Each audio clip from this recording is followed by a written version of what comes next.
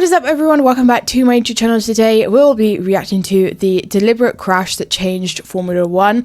I'm looking forward to getting into this video because I've done quite a few videos from this channel now, and every single one of them have been really good. I think one of you requested this video recently, so I'm looking forward to getting into it. I'm just going to shut up and we'll get straight into it. What if that night didn't happen? What if things were different? Can I do anything about it? Should I change the I also outcome? don't know which crash we're talking about here. All these thoughts running through one man's mind in the year 2023 over something that happened 15 years earlier.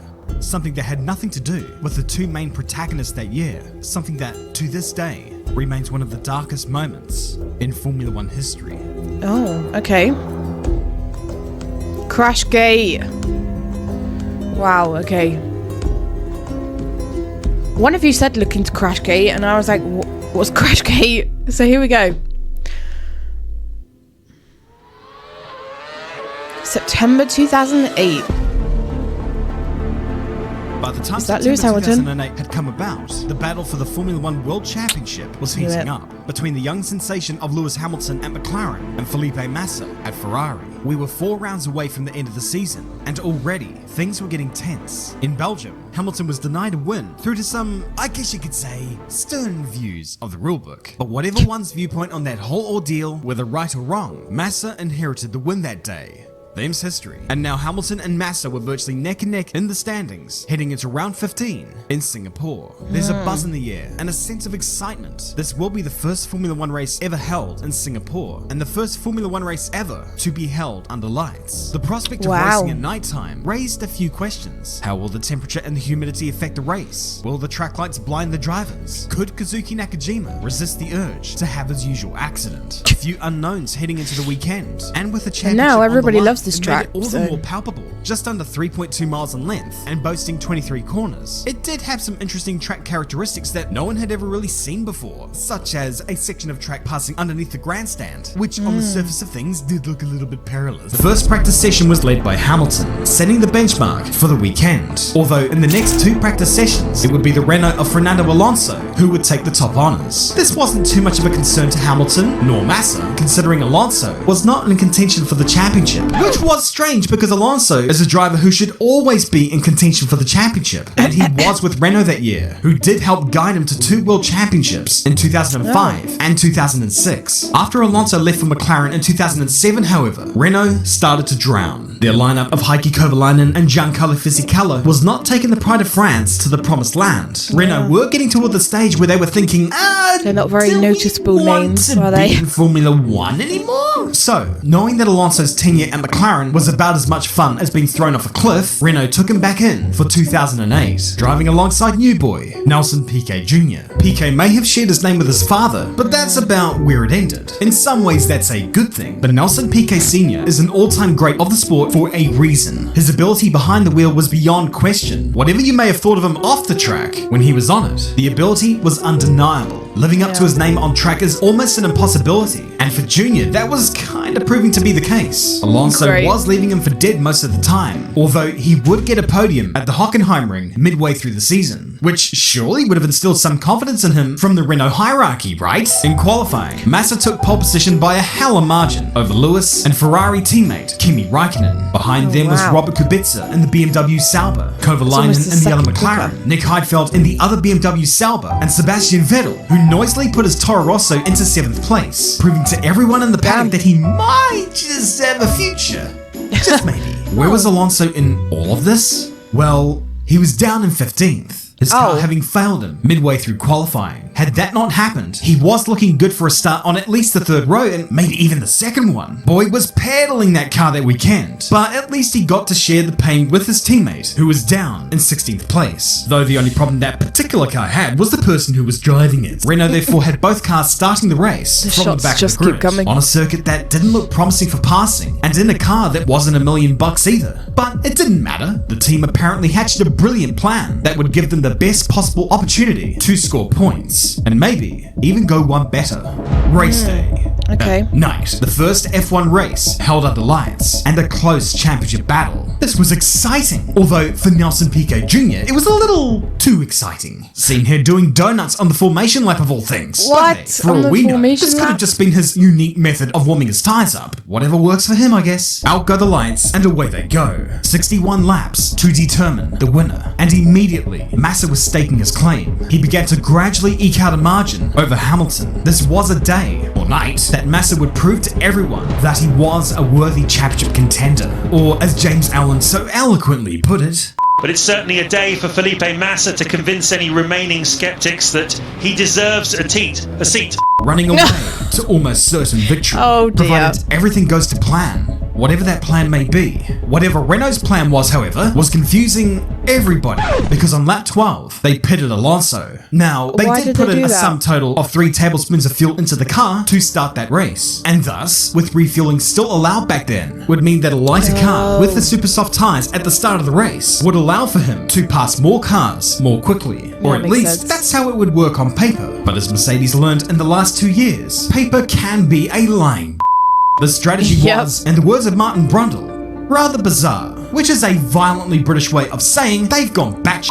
Alonso Yeah, did make they up have. 3 spots in the opening lap, a pretty good start. But after that, he wound up stuck behind Kazuki Nakajima, who thus far was avoiding the temptation to have his usual accident and driving to the standard that we know Kazuki is capable of, as was Jarno Trulli up ahead. Although that just meant that he was holding everyone up in one long, painful ribbon of hell known to you and I as the Trulli train. Everyone in that damn train was lapping 5 seconds a lap slower than Massa. Alonso right now was cursing that paper that the strategy was on. This is not working. And now, here he was, in the So pits, then he pitted. very freaking early. This strategy better pay off. But, how could it ever? The damage was done. Alonso was going to need one hell of a miracle to pull himself out of this mud. And then, just moments later, Oh, Sebastian no. Bourdais went off. He rejoined the race, no harm done. 1 lap went by. 2 laps did not go by before... What a Oh. coinky dink. Nelson Piquet's tyre warming methods on the warm-up lap paid dividends, with him slamming his gearbox into the wall on lap 14. 2 laps no. after Alonso had made his unique pit stop, because of where his car was, this brought out the safety car, and now all hell broke loose, because this Why? closed the pit lane, leaving most out there stranded and their strategies in tatters. If you were Oh, desperate for so fuel this was or a good for him piss then. like Nico Rosberg was, and you had to come into the pit lane, it would mean a 10-second drive-through penalty. Aside from Alonso, the 2 Red Bulls of Mark Webber and David Coulthard did make a pit stop before the safety car came out, as did the Honda of Rubens Barrichello. Although perhaps sensing the fishiness of the whole situation, Barrichello's engine made a weird metallic sound, which was the engine's way of saying to Rubens, Walk home, punk. finally, the pit lane was open. There would be Alright. pain though, especially for Massa, and this pain would be known as Ferrari. Oh no, not the Ferrari strategy. The Ferrari pit stops is too much. Oh, I think I've seen this clip before. The Ferrari mechanics released him too early, the green Yeah. light clearing Massa before refueling was done, dragging the fuel hose down the pit lane with him. This wasn't the most aerodynamic of additions to the car, nor was it very legal. This also killed his race, as by the time the mechanics ran down, took it off the car, and released him back into the field, he had dropped right down to the very back. He'd be Oh, dropped no. even further back when the stewards decided that dragging a fuel hose down the pit lane and being released into the path of Adrian Sutil was unsafe. I mean, PC malarkey and health and safety is just getting out of control. It wasn't the first time either that Ferrari's semi-automatic light system caught them out in the pit stops. Their faith in Italian electronics was not paying off. Rosberg No. was out in front, but he would be getting a penalty for pitting under the safety car. Ditto too for Kubica. That meant that Alonso, who was now in 5th, would be right in the hunt. But there was still Trulli and Fisichella ahead of him. It didn't matter a hell of a lot because all those ahead of Alonso had to make another pit stop. When all was said and done, when the checkered flag was waved, Fernando Alonso won the inaugural Singapore Grand Prix. A tremendous effort wow. from P15 to finish first. Almost too good to be true. It's an irony, isn't it, that without that fuel line falling off in qualifying and being backing 15th on the grid, forcing them to do an unusual strategy that worked perfectly when the safety car came out because the other Renault hit the wall, it's played into his hands. Either Martin knew exactly what was going on here, or Blood has seen way too many movies. There were actually more than a few that thought all of this was a bit fishy. But I mean, come on. No team would ever deliberately crash one of their cars just so the other one might have a sniff at victory. I mean, that's just too much of a stretch, right? Massa, meanwhile, drowned after his penalty, whilst Hamilton finished in third. Useful points, of many, that he used to propel himself to his first World Drivers' Championship. An absolutely goddamn deserved first World Drivers' Championship. For Massa, it was a bitter pill to swallow, but as of now, there was nothing to argue.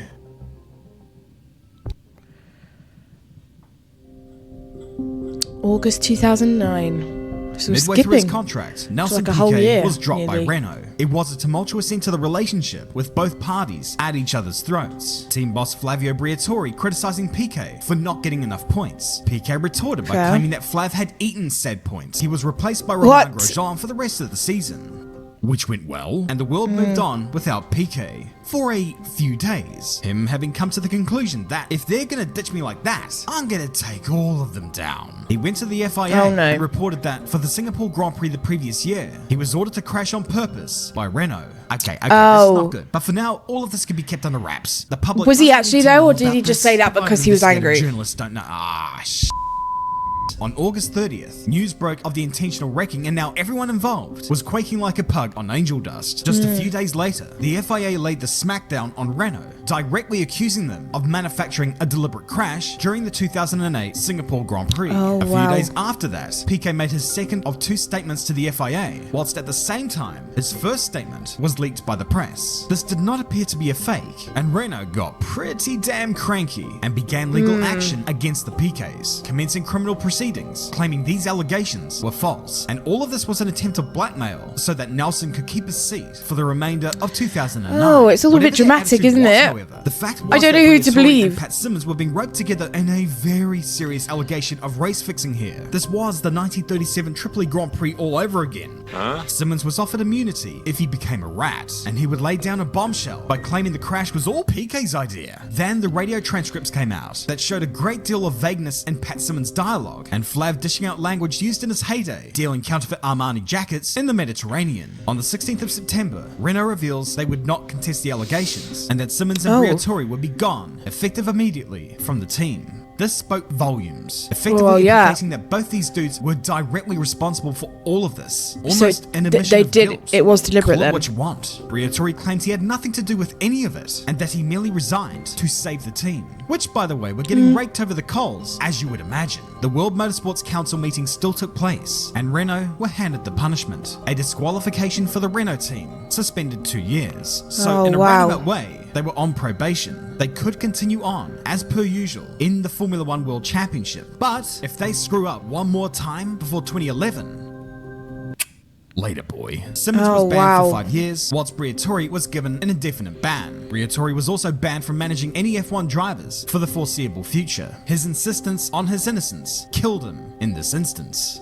Poetry. Alonso was cleared of any wrongdoing, with there being no evidence that, despite benefiting from a very suspect strategy and being the driver in the very center of it all, he actually had anything to do with it. There was also someone who went by the name of Witness X, a Renault employee who, disgusted with what happened, relayed everything to the FIA. After back and forth with Gaga, Briatore's indefinite ban was lifted. Both he and Simmons were eventually allowed back into the paddock come 2013. The Piquets won a libel lawsuit against Renault in December 2010, and the two main sponsors of Renault ended their agreements with Renault before the year was up. Renault themselves, who were already contemplating quitting Formula One, almost certainly had had enough at this point, even though on that day they did get the win. And they would keep that win. And everyone who got points that day kept their points. Oh, Massa, so they did keep points then. That was going to be my next question. How it was a year after the fact, Massa just accepted it for what it was, until years later, when the old man opened his mouth. Oh no. Bernie Ecclestone revealed that they had known about the race fixing scandal before the 2008 season had ended, but decided not to do anything about it so as to avoid a major scandal, saying that effectively, once Lewis set his hands on the trophy at the awards gala, it was set in stone. Massa heard these comments and thought, wait, hold on. What the actual hell? I can't. Then those questions posed my jaw is dropped. Came flooding back all at once. What if that night hadn't happened? What if things were different? Can I do anything about it? Should I change the outcome? As of the making of this video, he's looking to do just that. Personally, I hope nothing comes of it, but the anger felt is certainly understandable. That is crazy. One man's dream potentially destroyed by another man's desperation. We feel bad for Massa. We feel conflicted with Lewis. We feel indifferent with Nando. But the fact that we're still talking about this race, that it affected But also, history, that it could Lewis still affect and history, Massa had says it nothing all. to do This with incident that we call crashgate Renault were doing, totally so did why- change Formula One forever. Well, that was crazy. I have seen like things on Twitter and everything about the 2008 championship and what Massa's been doing with the lawsuit and everything, but I haven't actually sat and read, to be fair, like into detail what it is. People talk about crashgate and I'm like, huh? Like I don't know. So actually watching this video, it gave me a lot of information there and actually filled me in on what the hell is going on. Damn, that is crazy. I wonder if it's a bit hit and miss then. Some people are saying it's deliberate, some people are saying it's not. Some people in Renault are coming out saying it was deliberate, and some are saying it's not. So, I don't know. Let me know what you think about crashgate. I think that's the best option here. Let me know what you think, because I don't really know what to think of that. I don't really know what my opinion is yet on it. But the video in itself, I really enjoyed it. So thank you to whoever requested this video. And with that being said, if you have any other videos that you'd like me to react to, drop them in the comments. I'm working my way through everybody's suggestions at the moment. If you did want to check out any of my other socials or become a Patreon member and get early access to videos like this or top priority video suggestions, then you can do all of that down below. But I hope you enjoyed today's reaction, and I will catch you next time for the next one. Bye.